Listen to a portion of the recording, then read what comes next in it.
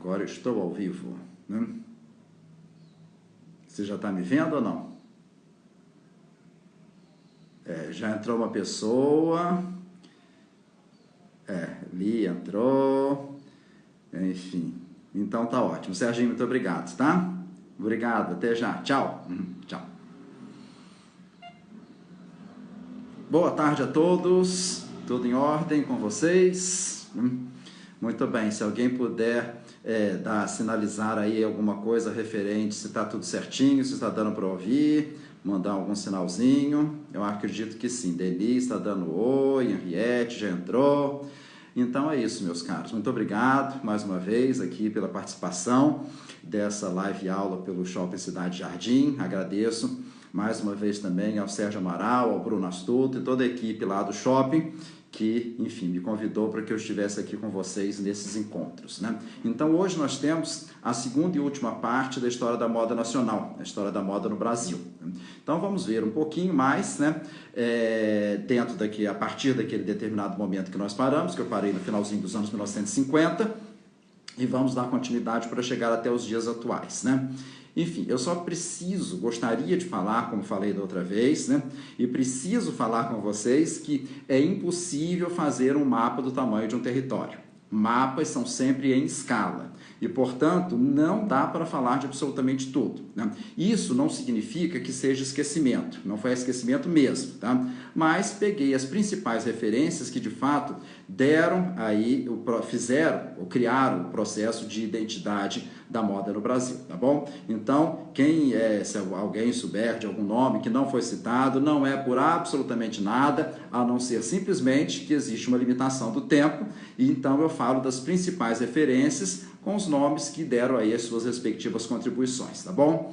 E outra coisa que eu gostaria de falar, tá, que se alguém quiser fazer alguma pergunta, que mande a pergunta pela caixinha, por essa interrogação que tem aqui embaixo, tá? Que no final temos um tempo para poder tentar responder a todas, né?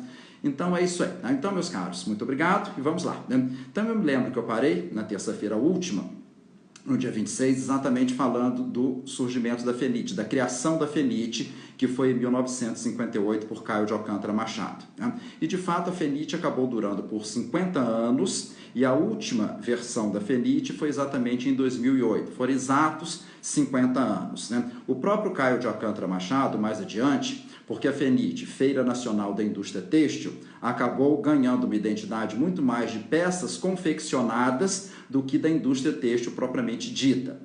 E com o passar do tempo, né, depois que houve também, né, até lá no exterior, principalmente na França, feiras outras e feiras também de tecido, porque vai surgir nos anos 1970, ali no auge da crise do petróleo, vai surgir a Première Vision em Paris, que é uma feira destinada aos tecidos e às tendências na parte têxtil para poder chegar na confecção.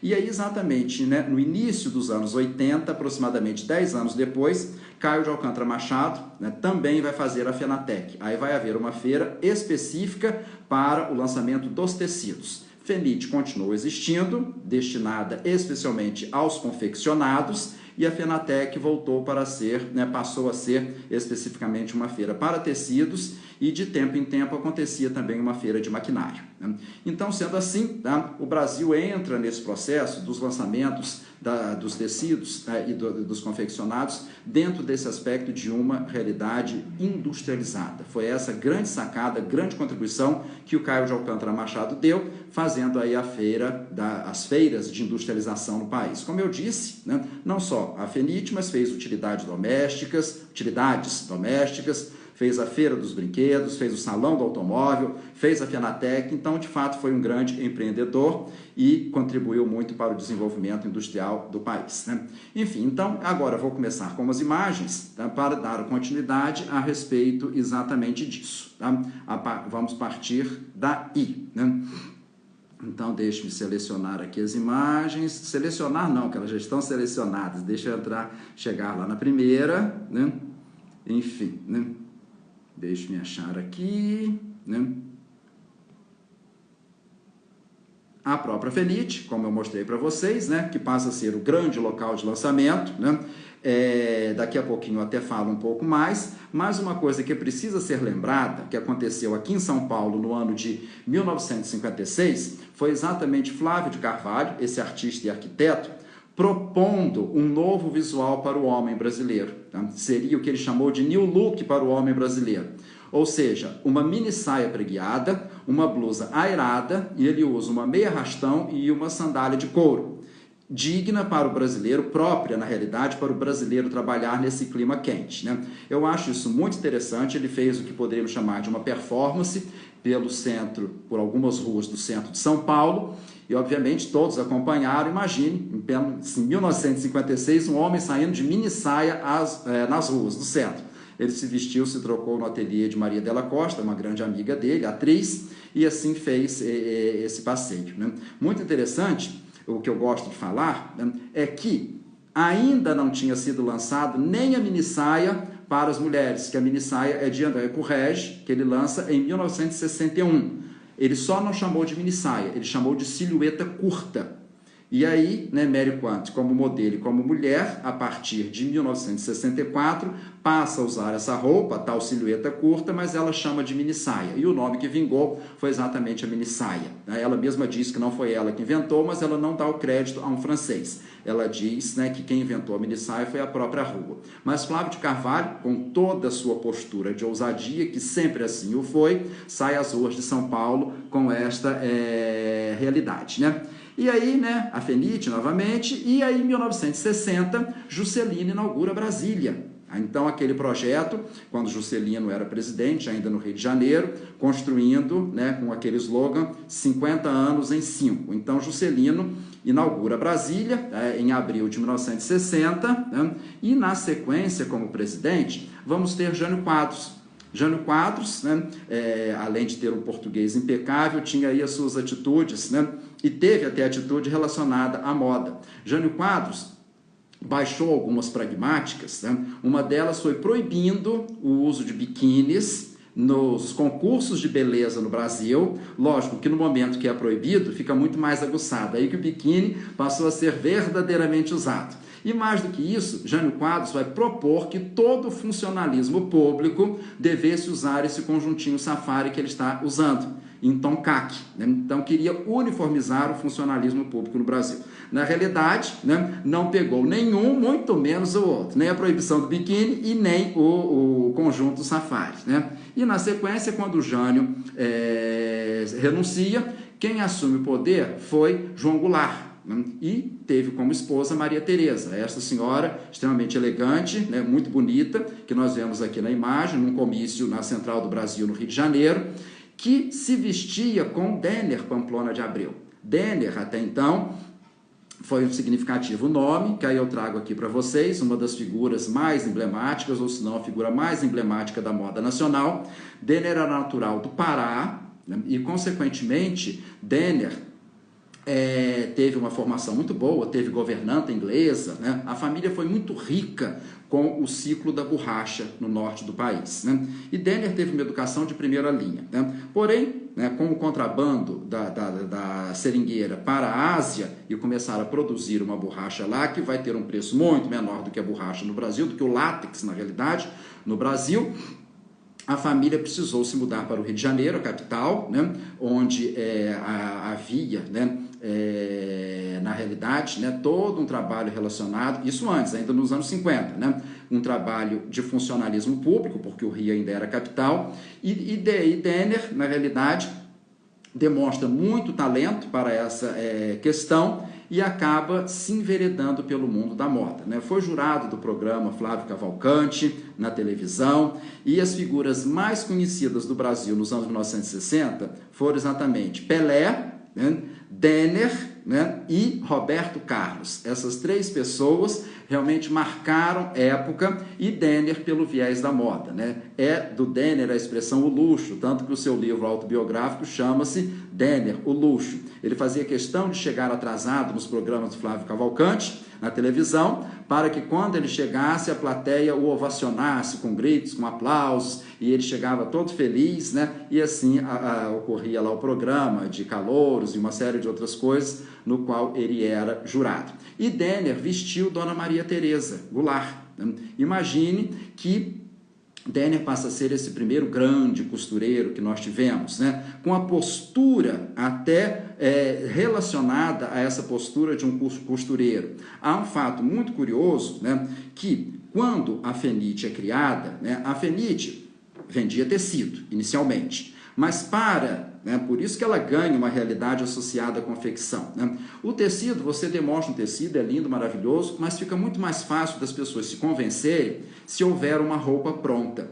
Então começaram a criar o costureiro brasileiro, e assim trazer essa postura de uma figura badalada, de uma figura excêntrica, e aparecem vários desses costureiros. Enquanto lá fora, nos anos 1960, já havia toda uma realidade associada ao apogeu do prêt-à-porter, não que aqui não se consumisse, lógico que consumia também, mas é inventado esse costureiro badalado no Brasil, que Denner vai ser a figura mais emblemática, a figura mais tradicional e super popular, né? Aqui com os seus cães, né, na sua casa aqui em São Paulo, ali no Pacaembu, né? E outro nome que vai aparecer, altamente representativo, é o nome de Clodovil Hernandes, um jovem muito talentoso do interior de São Paulo, que muda-se para aqui e vai trabalhar numa loja ali no centro da cidade, chamada Signorella, né, fazendo os desenhos, e que vai concorrer, né, à agulha de ouro,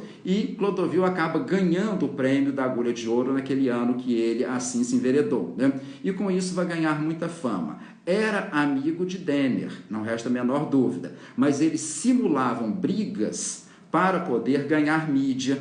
Então brigavam publicamente, como o próprio Clodovil dizia, né? À noite nós nos encontrávamos para rir das nossas simulações de briga, né? E quando Denner, usando as palavras do Clodovil, quando Denner fez dele o opositor, né, nesse sentido, ele ganhou mais fama ainda. E havia a tal Guerra das Tesouras nos anos 60, que era uma guerra disputada por Denner e Clodovil, e tinha Amalfi, outro costureiro, que colocava um pouco de panos quentes na situação, né? Então temos essa realidade, que foram nomes altamente emblemáticos para a moda nacional, né? E aí no Rio de Janeiro nós vamos ter o início do trabalho também de Guilherme Guimarães, uma pessoa tremendamente sofisticada, de um refinamento a toda prova, né? Trabalhava não só no Rio, como aqui em São Paulo, para as suas clientes, né? Com seu ateliê sofisticadíssimo, a uma maneira um tanto quanto francesa, não resta dúvida, e consequentemente, né, com todo o seu talento, né, vestiu especialmente o High Society, né, o Jet Set, digamos assim. E uma grande cliente dele foi Carmen Marinque Veiga. Carmen Marinque se vestia na França com Givenchy e no Brasil especialmente com Guilherme Guimarães, né? O famoso Guigui, que inclusive também foi um dos... Vocês estão me ouvindo? Deu aqui uma baixa na conexão, mas parece que voltou, né? Estão me ouvindo certinho? Enfim, deu uma baixa aqui que apareceu escrito, né? Se alguém puder escrever alguma coisa dizendo que está ouvindo, que está acontecendo, por favor, né? Então tá ótimo, já mandaram uma mãozinha aí de afirmativo, né? Então Guilherme Guimarães Guigui, inclusive, vai inovar muito, fazendo jeans, inclusive com fios laminados, o fio dourado. Ele falava isso, de fato, ele lançou muito essa proposta. O Brasil estava se enveredando nesse mundo aí do jeans. Eu vou precisar voltar as imagens aqui, porque caiu, né? Enfim, deixe-me ver aqui, reaparecer, né? Então é a imagem do Guilherme Guimarães, né? Né, vamos ter no Rio Grande do Sul, Rui Sport. Então, em cada cidade principal, ou pelo menos em cada capital de cada estado, ou de alguns estados, tinha o seu respectivo costureiro. São Paulo tínhamos Denner, tínhamos Clodovil, tínhamos Amalfi, né? Uma das pessoas que também estava começando nessa época era Ronaldo Esper. Em Santa Catarina, em Florianópolis, tínhamos Lenzi. no Rio de Janeiro tinha os Barrocas e o Guilherme Guimarães. Em Porto Alegre, nós tínhamos aí Rui Spor, que faleceu até ano passado, né? Enfim, e cada um fazendo as suas propostas. Rui Spor, inclusive, tentou criar a Câmara da Alta Costura Brasileira. Fez uma reunião em Porto Alegre, conseguiu o patrocínio da Varig para que todos os costureiros fossem até lá. Alguns foram, a grande maioria foi, Denner não foi, mas não conseguiram firmar um regulamento e não conseguiram também um patrocínio para criar uma câmara dessa costura sofisticada no Brasil. Mas deixou aí um significativo retrato, uma significativa contribuição, um retrato da moda nacional, né? E nesse momento dos anos 1960 vai surgir também uma mineira via Rio de Janeiro, que foi Zuzu Ângel. Zuzu era natural da cidade de Curvelo e muda-se para o Rio, né? Zuleika, o nome dela, o apelido Zuzu, casa-se, né, com um estrangeiro, um canadense, cujo sobrenome é Angel, e ela passa a ser a Zuzu Angel, né? Enfim, Zuzu tinha um trabalho significativo de moda nacional. Não resta a menor dúvida que ela foi a pioneira quanto à valorização das questões relacionadas, né, à identidade Brasil, né? A própria Zuzu, ao seu tempo, dizia com propriedade a seguinte frase: eu sou a moda brasileira. E, de fato, ela foi a primeira a cantar essa bola de brasilidade, colocando, né, flores nas estampas primeiro o algodão, né, tipicamente do Brasil. Flores, né, pássaros brasileiros, né, cores intensas, e criou como logotipo um anjo, já que, né, Angel é anjo em inglês, que era o seu sobrenome, e normalmente ela usava 3 anjinhos juntos, que eram os 3 filhos, né, Ana Cristina, né,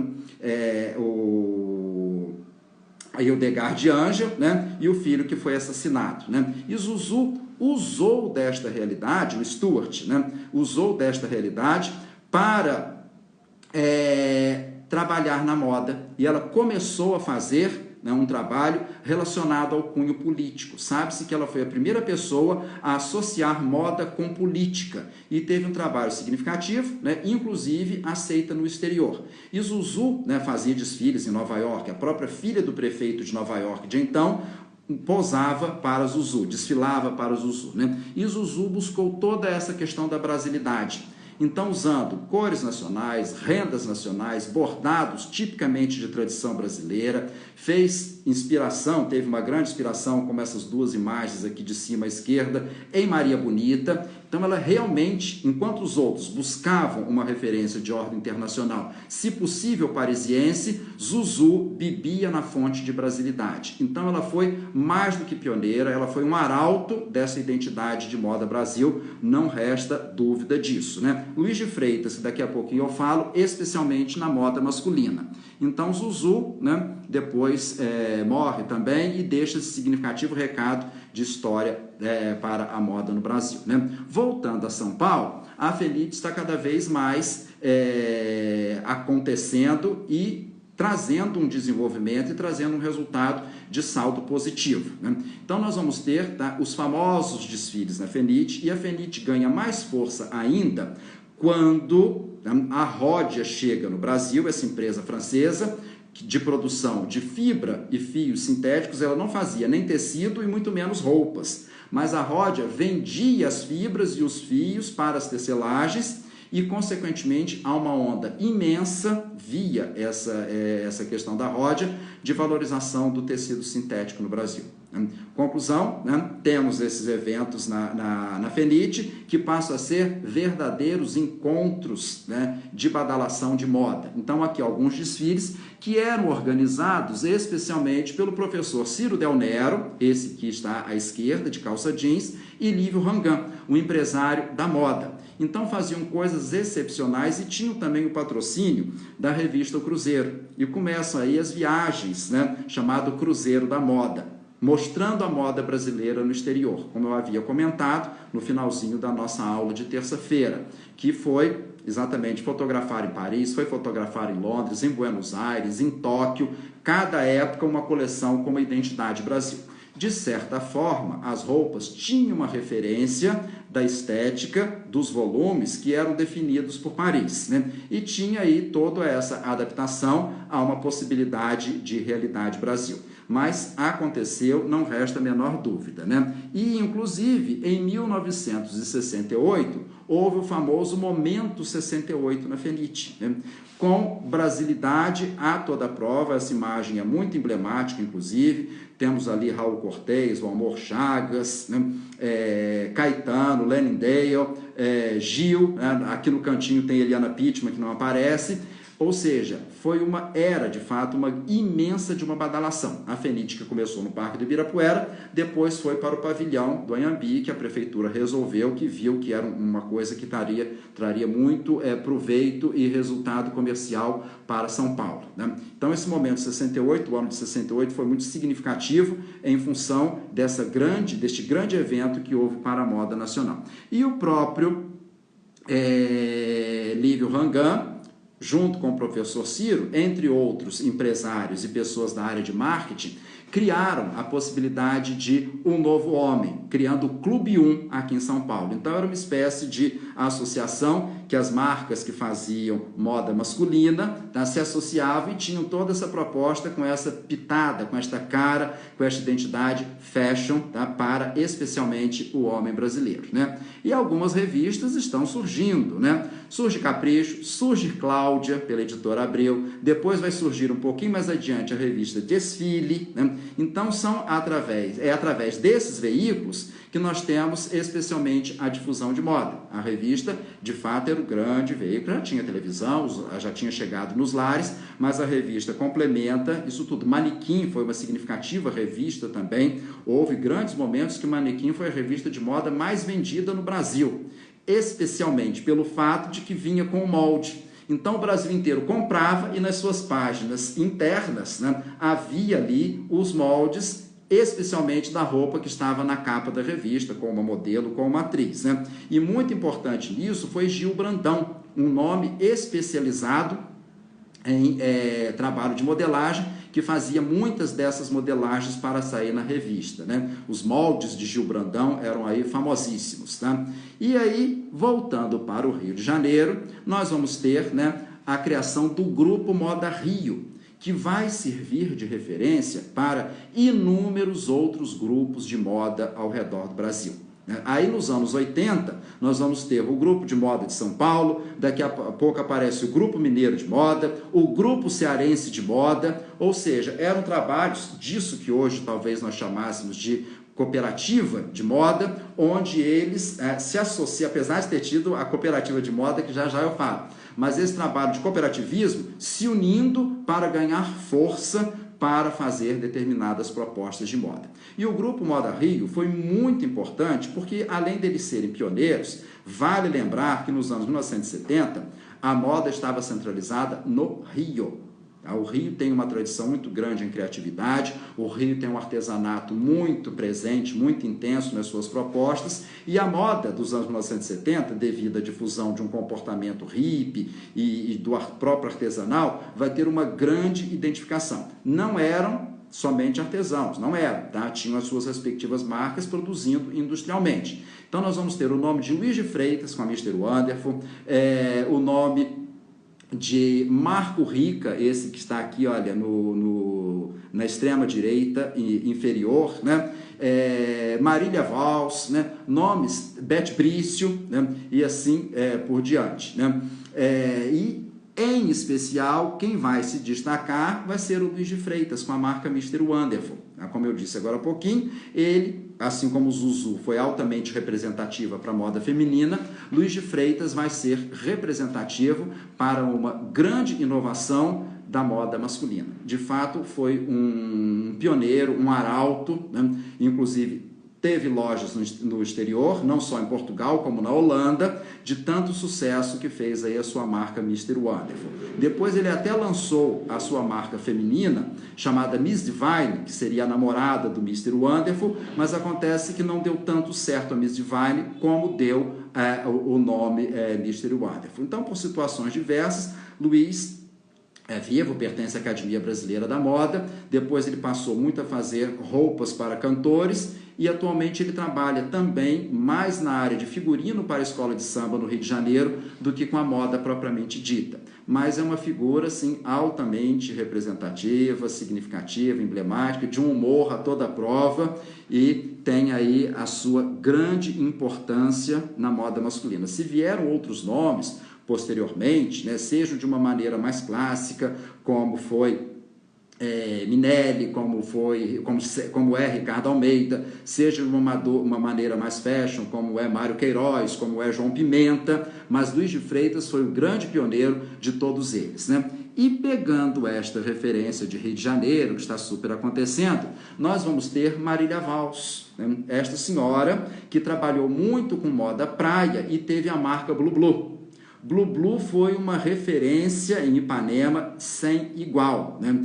Marília teve essa sacada, sabendo dessa realidade, né, não só de clima, das praias famosíssimas do Rio de Janeiro, Copacabana, Ipanema, Leblon, entre outras, né, Arpoador, e com isso ela vai investir nessa moda praia, né? Mas vale lembrar, voltando um pouquinho no tempo, que nós vamos ter o primeiro biquíni usado no Brasil em 1948, por Miriam Etz, né?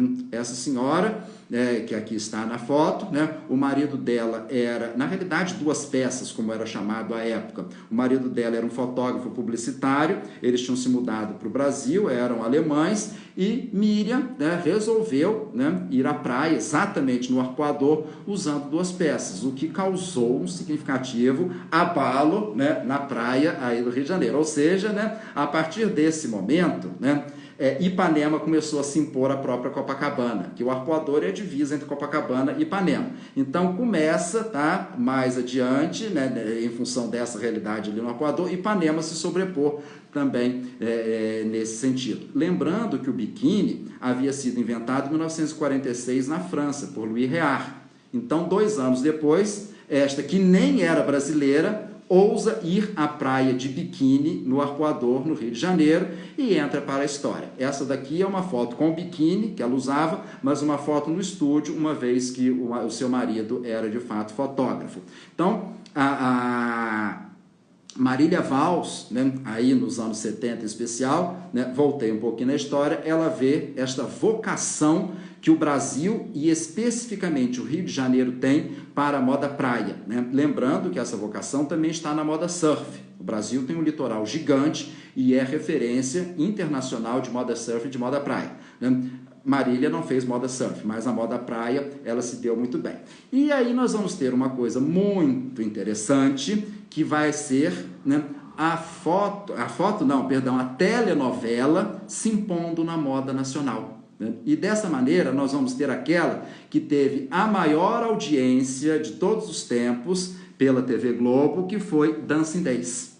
Ou seja, 79 estava acontecendo Dancing Days, Sônia Braga no papel principal, que vai se apaixonar pelo Cacá, que era o Antônio Fagundes, né? Me lembro perfeitamente, eu era jovem, né? Fazia inclusive cursinho, obviamente, né? Que no intervalo a gente ia para uma cantina que tinha próximo para poder ver a abertura da boate Dancing Days no capítulo da novela, né? Que foi um arraso. O Brasil parou para ver Sônia Braga dançando com Paulette, do Dizzy Croquettes, né? Na abertura do Dancing Days dessa boate no Rio de Janeiro, né? E aí vai entrar muito em referência na área de música, que vai definir muito comportamento as frenéticas, inclusive porque a música da abertura de Dancing Days era exatamente das frenéticas, né? Abre suas asas, solte as suas feras, caia na gandaia, entre nessa festa, enfim, né? E aí quem não dançou isso no Brasil a essa altura, né? Qual jovem que não dançou, qual adulto que não dançou, né?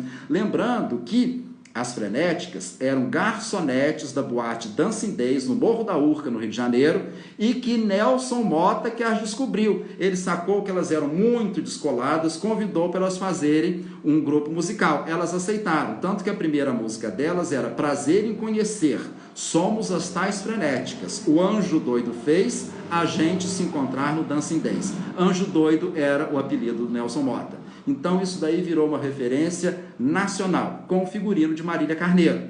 E qual mulher que não quisesse ter uma postura de moda, não usava uma sandália com uma meia lurex?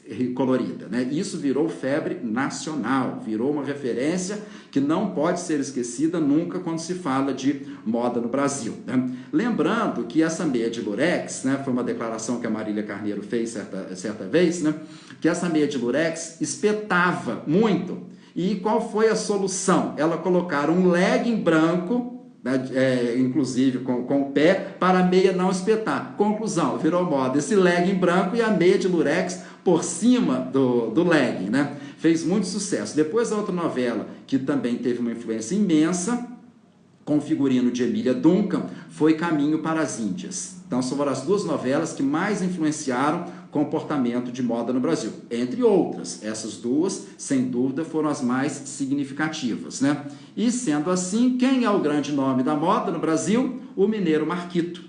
Então, Marquito foi altamente representativo nessa época do lurex, nessa época do lamê, muito brilho, né?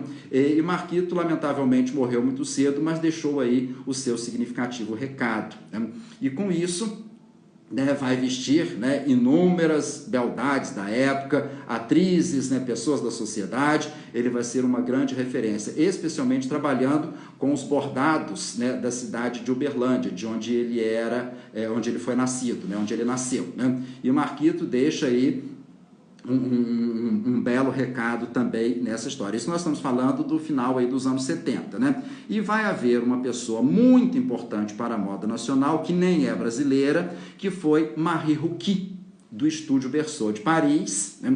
Que veio dar aulas a convite do CIT. CIT era a Coordenação Industrial Têxtil, que tinha o Carlos Mauro Fonseca Rosas como o diretor, e que trouxe Marie Ruquier em 78 pela primeira vez, né, para ensinar estilismo, especialmente a jornalistas de moda e algumas pessoas que eram significativas no cenário da moda nacional.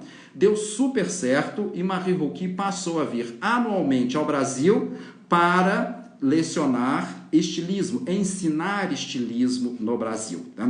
E dessa forma, tá, ela ensinou a inúmeros estilistas significativos, aprenderam com ela. Confesso que eu fui aluno da Marie Ruquier, eu fui aluno dela no ano de 1985 pela Casa Rodia, quando eu trabalhava numa companhia de tecidos, que você tinha que ser afiliado, a empresa que você trabalhava tinha que ser afiliado à Casa Rodia, ao CIT, na realidade, com a Casa Rodia ali na Avenida Brasil, para poder você ter direito de fazer o curso. A empresa que eu trabalhava, a Hageb Schoff, Companhia Têxtil Hageb Schoff, era afiliada e tive a oportunidade de ser aluno de Marie Ruquier, né? Porém, nesse meio tempo, o que está acontecendo também? O jeans vem se posicionando cada vez mais.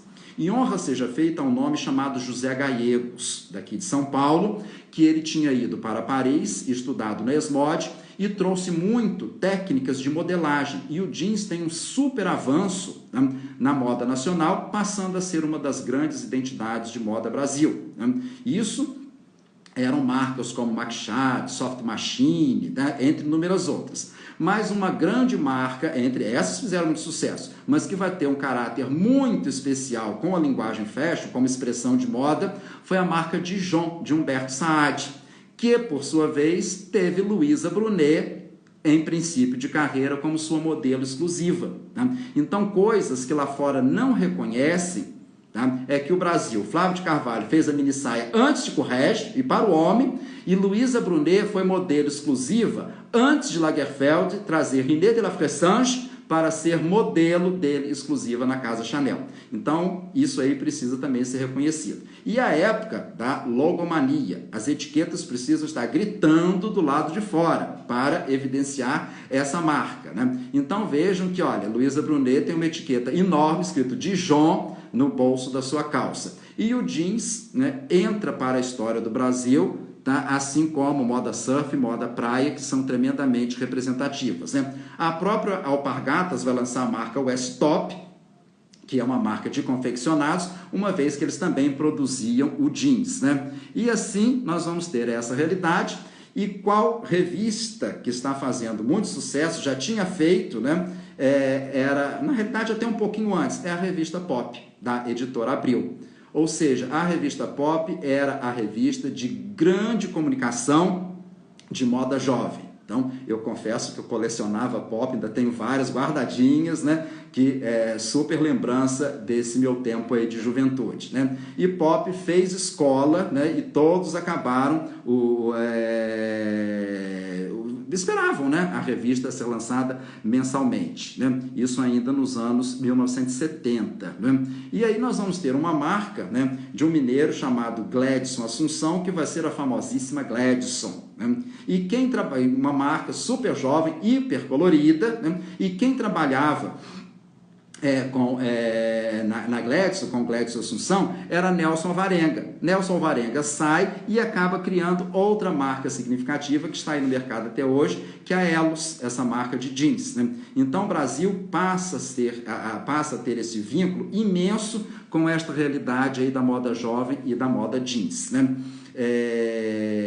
Que é uma realidade nacional. Outras revistas de moda vão surgindo, como a Cláudia Moda.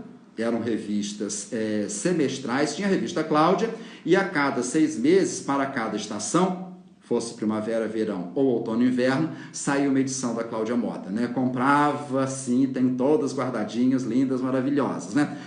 Isso da editora Abril. Para concorrer, a Rio Gráfica Editora lançou a Moda Brasil, tendo Ivete Vieira Lopes, que fazia toda a produção, Bob Wolferson, grande fotógrafo de moda, que é especialmente vinculado à Moda Brasil, né? E com isso, né, o Brasil cada vez mais, né, se formando, né, se difundindo, né, e se solidificando no mundo da moda, né? Mais adiante, né, nós vamos ter a chegada da Elle Nacional, né?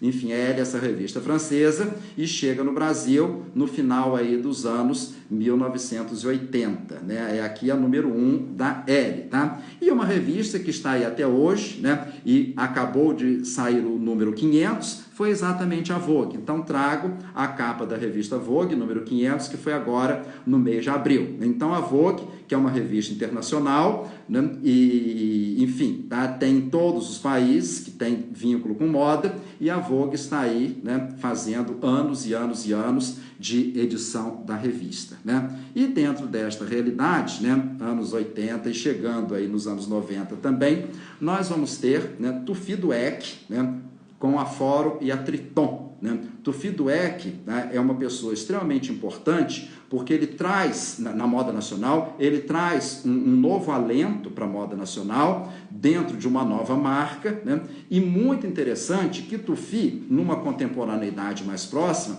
ele vai ser um nome que vai valorizar a moda nacional, inclusive colocando uma bandeirinha do Brasil na sua etiqueta.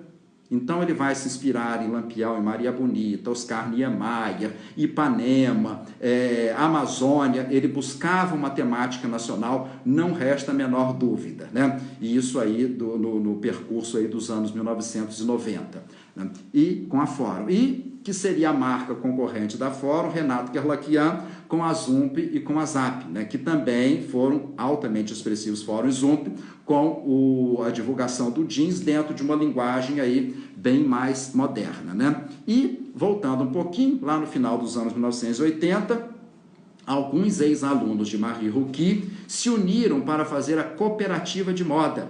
Então, eles trabalhavam, faziam serviços para indústrias que os contratassem, fosse de confecção ou fosse de tecelagem, e dessa maneira, né, eram 9 pessoas, e os 3 rapazes acabaram que foram os que mais se sobressaíram, né? E o próprio Fernando de Barros disse que foi um grande jornalista de moda que o Brasil teve, um português, né, mas aqui vivendo no Brasil. Fernando de Barros disse que foi uma das coisas mais importantes para a renovação da moda nacional, foi essa ideia da cooperativa, né?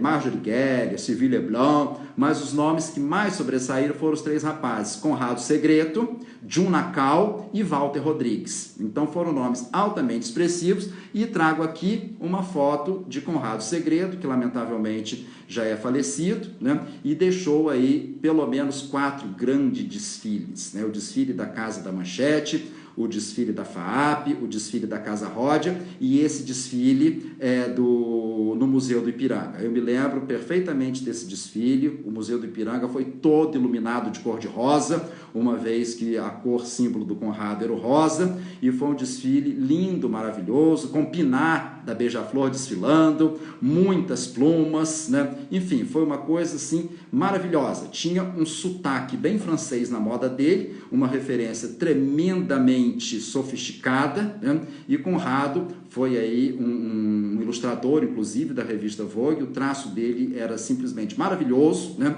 E deixou aí um significativo recado também para a nossa moda, né? Hoje, a sua irmã, a Rita Segreto, mantém todo o acervo, que há pouco tempo houve, inclusive, no São Paulo Fashion Week, na edição número 45, uma homenagem ao Conrado, né? Como exposição. E também surgem no Brasil as escolas de moda, ou seja, moda se torna uma profissão que você pode estudar nas escolas. Então nós temos a primeira, além de cursos livres que já pipocavam aqui e ali, mas a primeira escola que teve o curso de moda no Brasil, curso superior, foi a Santa Marcelina, né? Porém, a Anhembi Morumbi, que criou seu curso depois, ela teve o reconhecimento do Ministério da Educação antes do que o reconhecimento da Santa Marcelina. Então, essas duas escolas de São Paulo disputam qual foi a primeira, tá? A FAAP, por sua vez, também tinha o curso de moda, mas eram cursos livres, não eram cursos superiores, né? E hoje o Brasil é o país do mundo que mais tem escolas de moda. Então, são inúmeras, né? E isso tudo como referência à moda sendo estudada, o laboratório, né? O acerto-erro, né? Não só estilismo, como modelagem também nos cursos, né? E aí nós temos, no final dos anos 80, Collor de Mello como presidente, que vai abrir o Brasil às importações, e aí, de fato, né, as marcas nacionais, para concorrer com isso que vinha do exterior, precisaram buscar as nossas próprias referências. Mas, independente disso, né, vale lembrar que Eliana Tranchesi, que já estava na empresa Daslo, da sua mãe, de uma amiga da sua mãe, Lúcia e Lourdes, a empresa Daslo, né, e aí ficou Daslo, em 1983, mesmo ano que Lagerfeld assumiu Chanel, lá na França, ela assume a Daslo e vai trazer muito dos produtos importados, porque inicialmente vendia as marcas nacionais, mas não deixava de vender as marcas nacionais também. E depois ela vai, isso em Vila Nova Conceição, no bairro de Vila Nova Conceição, em São Paulo. Depois ela vai abrir a Vila Daslo como essa maquete na qual ela está apoiada, né? E em 1994 nós temos essa explosão da moda jovem com o Mercado Mundo Mix, que começou, né, numa garagem, depois foi para uma boate, depois foi aqui para a Rua Augusta, num espaço que ele tinha, depois foi para Barra Funda e tornou-se uma referência de moda jovem e descoberta de novos talentos. Confesso que eu também expunha no Mercado Mundo Mix as minhas camisas. Foi um momento assim, de enorme lembrança, né? Em 1995, o Idelgar de Ange Bogossian cria a Academia Brasileira da Moda no Rio de Janeiro, que esse ano faz 25 anos. Né? E, consequentemente, né, hoje há 28 membros da Academia Brasileira da Moda, mas foi iniciativa de Hilde, filha de Zuzu Ângel. Né? Aqui uma foto da Hilde mais recente, não exatamente de 1995, mas com um fardão que foi desenhado por Dona Mena Fiala, e o colar aí dos acadêmicos. Né? E nesse final, aí, nesses anos 90, nós vamos ter o surgimento, né? Primeiro foi a Semana Leslie, no Rio de Janeiro, a Semana Leslie de Moda. E aí em São Paulo nós vamos ter uma correspondência que foi o Fitoervas, da Cristiane Arcangeli, né? E que tinha Paulo Borges como produtor do evento. Né? Na sequência, né, acaba se transformando no Morumbi Fashion Brasil, com temática, inclusive, nacional, aqui inspirado, né, em artistas nacionais, no caso Portinari. Cada edição era um artista brasileiro, juntando moda e arte, né? E nesse processo todo vai surgir com André Hidalgo a Casa de Criadores, para descobrir novos talentos, especialmente os alunos que estão saindo das respectivas faculdades, né? Então, a Casa de Criadores fez agora, em 2018, 20 anos, né? E, na sequência, né, o que foi Fitoervas, o que foi Morumbi Fashion, se transforma, né, no calendário oficial da moda brasileira, que é o São Paulo Fashion Week, sob a batuta aí de Paulo Borges, né, que tem até hoje, né, e que lançou, organizou as marcas, cada uma fazia os seus desfiles nos seus respectivos showrooms, e ele aglutina todas e entra para o calendário internacional da moda, né? E alguns nomes, né, Enfim, não tenho como citar todos, né? Então até vou colocá-los aqui em ordem alfabética para não dizer que há um privilégio para um e não para outro, né? Conheço praticamente todas essas pessoas, não quer dizer que se eu não falo de algum nome que não foi esquecimento, não foi mesmo, tá? É porque não dá tempo, estou vendo aqui que já tem 43 minutos rodados do nosso bate-papo, né? Ou da minha fala compulsiva, né?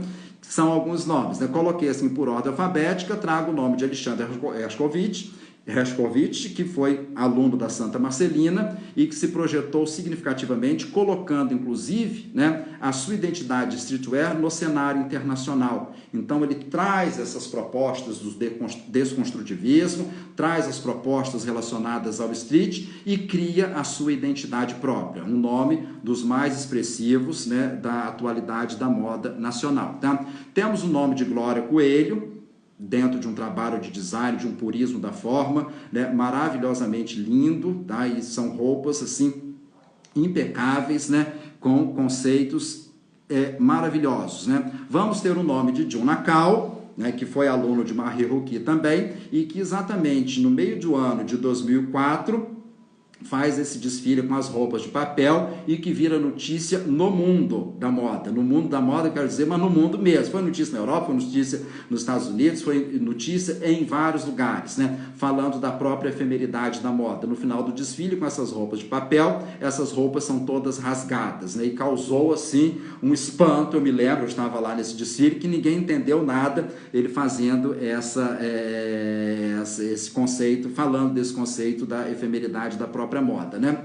E vamos ter o trabalho de Lino Villaventura, que é paraense de nascimento, mas se fez via Fortaleza. Quando eu e o Luiz André do Prado fizemos o livro História da Moda no Brasil, nós chegamos a uma conclusão muito interessante, né?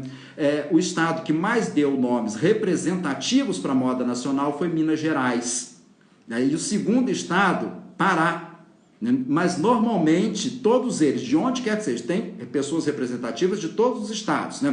Mas eles precisam do eixo Rio-São Paulo para ter a sua projeção, né? Então Minas Gerais deu inúmeros nomes e o Pará também. Lógico, São Paulo deu, Rio de Janeiro deu, né? Mas, né, normalmente vem para essas duas grandes cidades, o eixo, como é assim chamado, né, para ter uma projeção, né? E vamos ter o nome de Ronaldo Fraga, de Belo Horizonte, que vai trazer essa característica de brasilidade, do feito à mão, de temática nacional muito expressivo, né? E obviamente não dá para falar de tudo, né, e nem de todos, né? Mas eu trago aqui para representar as modelos brasileiras, né, que foram inúmeras, badaladíssimas, né?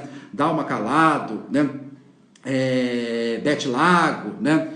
Entre outras, Cláudia Liz, inúmeras que foram muito expressivas, mas trago Gisele Bündchen, Gisele Zelaui no início dos anos 90, Gisele Bündchen que se fez aí no final dos anos 90, e esse desfile aqui da Coach em São Paulo, no São Paulo Fashion Week, em 2016, que ela se despede das passarelas. Então, o Brasil sempre tem uma referência de beleza feminina, somos uma diversidade e, consequentemente, trago Gisele para representar todas, né? As pessoas estão colocando aqui, já vi colocar o Ney Galvão, Rui Clô, enfim, todos são altamente representativos, a Clorosco daqui de São Paulo, Ney Galvão da Bahia, mas enfim, uma hora falar de tudo é uma coisa impraticável, né? E aqui nós vamos trazer também depois o Rio se posicionando, aí veio o Fashion Rio, né, que foi uma resposta, tá, dos estilistas da moda carioca ao próprio São Paulo Fashion Week, né? E trago o Walter Rodrigues. Enfim, falei dos três representativos da cooperativa de moda, que foi Conrado, Jun e agora Walter Rodrigues, que sai daqui do São Paulo Fashion Week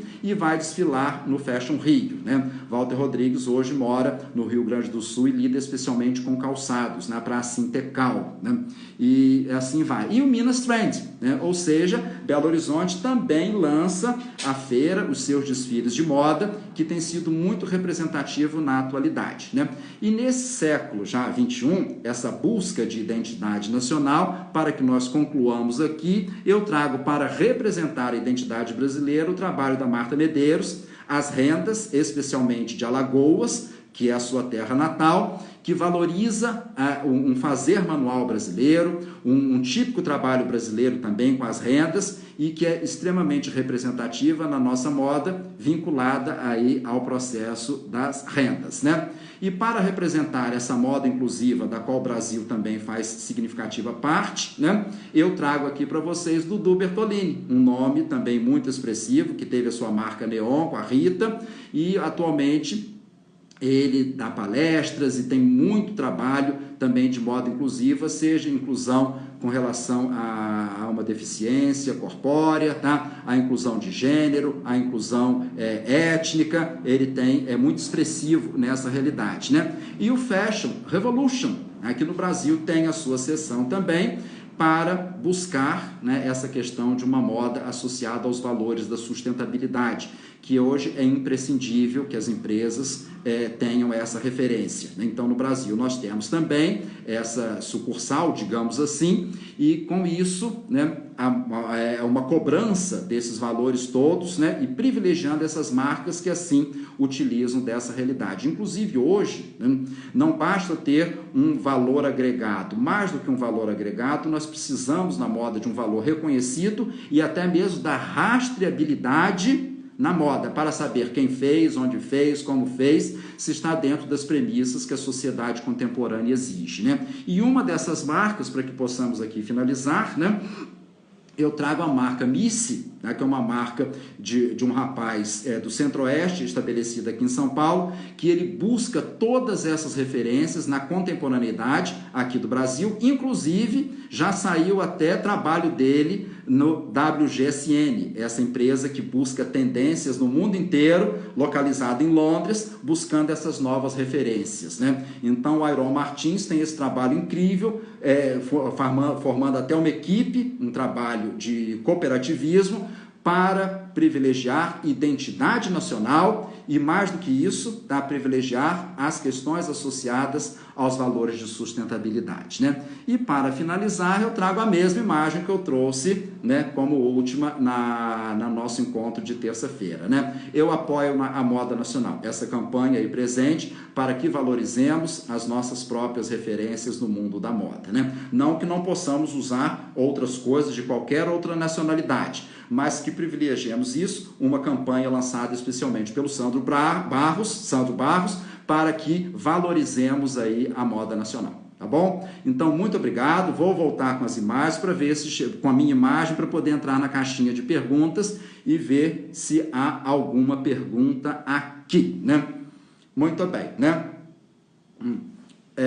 Perguntaram qual a importância da Daslu para a moda no Brasil, tá? Foi muito importante, em primeiro lugar, porque a Lourdes e a Lúcia, né, que deram origem à marca Daslu, elas confeccionavam e ajudaram muito o posicionamento da moda brasileira, isso já desde os anos 50, né? Eliana Tranchesi assume a casa em 83, a filha, né, de Dona Lúcia, né? E, consequentemente, né, ela vai valorizar a moda nacional também. Depois, quando o Collor de Mello abre as importações, ela também vai trazer os importados. As marcas europeias não acreditavam, né, que no Brasil houvesse consumo. E ela dizia, sim, há consumo sim, porque as minhas amigas viajam, usando as palavras dela, e voltam abarrotadas de coisas da moda internacional. E, de fato, foi um fenômeno mundial a concentração das grandes marcas de luxo com a Daslu e vendendo, né, mas também vendendo as questões da moda brasileira, tá? Enfim, né? Bem, aqui tem alguns elogios à minha pessoa, mas não vou falar não, né?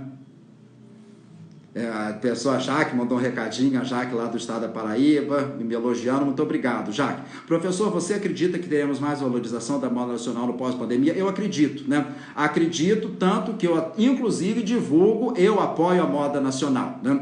Porque eu, João, né, na condição de ser um consumidor de alguma coisa, eu privilegio, não que eu não goste de outras marcas, né? Muitas coisas me encantam, mas eu privilegio muito a moda nacional, inclusive o artesanato, né? Inclusive essa blusa foi minha irmã que bordou, gosto muito desse trabalho manual, acho aí representativo. Então, eu acredito que sim, tá? Haja essa consciência da valorização, porque nós temos a condição de atender todos os segmentos da moda, né? Mesmo não tendo mesmo não tendo podendo usar o nome alta costura, mas nós temos também nomes significativos que correspondem a essa realidade, né? Como é o caso de Caio da Rocha, da própria Marta Medeiros, do Sandro Barros, entre inúmeros outros que fazem essa moda tremendamente sofisticada, né? Só não temos, né, a nossa associação que possa corresponder à Câmara de Paris. Mas a moda no Brasil, tá, vem cada vez mais sendo respeitada pelos nossos nativos, né?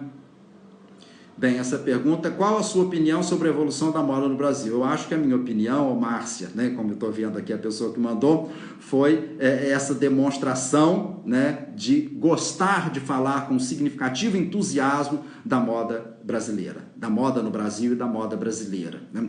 Que eu vejo essa diferença. A partir de Collor de Mello, eu vejo que nós passamos a ter a moda brasileira de fato, que até então recebíamos uma influência muito significativa.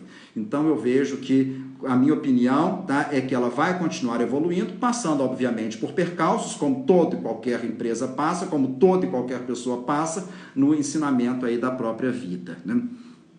Enfim, né? Professor, lembra do Prêmio Rio Sul de Moda aqui no Rio, que originou o Rio? Lógico que eu lembro, o Prêmio do Rio Sul, nossa mãe, né? Que acontecia no Canecão e como, né? Enfim, muito, muito bem lembrado, né? Não dá para falar de tudo, né?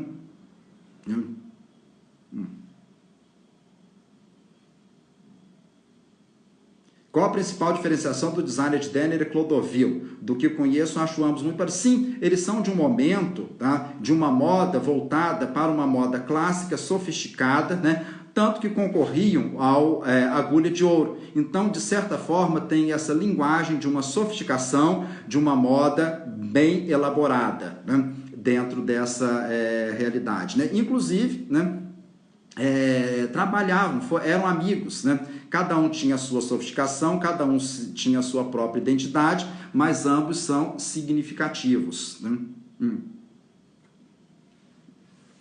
Qual a importância do figurino de novela para a indústria da moda brasileira? Nossa, e como, né? O Brasil, essas novelas, né, que aqui nós temos, né, elas são tremendamente importantes. Assim como o cinema influencia a moda nos Estados Unidos, no Brasil é especialmente a telenovela, né? Então isso é muito importante, porque o Brasil inteiro assiste novela, tá? E a atriz, o que ela usa, normalmente vira capa de revista e todo mundo vê ali, tem uma identificação, né? De fato, a primeira grande foi Dancing Days, como eu disse, e inúmeras outras, né?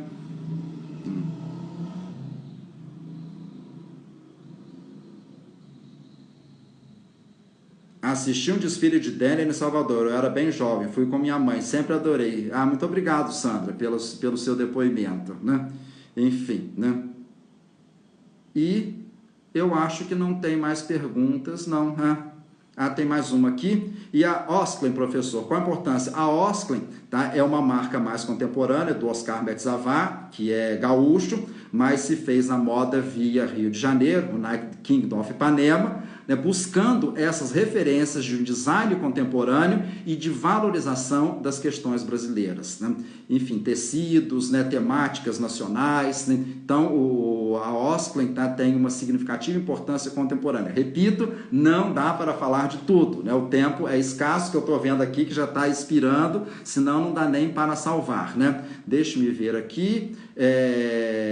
Madame Rosita tinha um ateliê em São Paulo, é possível comentar um pouco? Eu comentei de Madame Rosita na aula anterior, na terça-feira, que era o período das madames, foi altamente representativa, tinha o ateliê ali na Avenida Paulista, depois foi para os Jardins, né? Enfim, eu havia comentado, eu creio que esteja salva a outra live também, e é que eu estou com medo aqui que o tempo está expirando mesmo, né? Enfim, né? Deixe-me ver, né?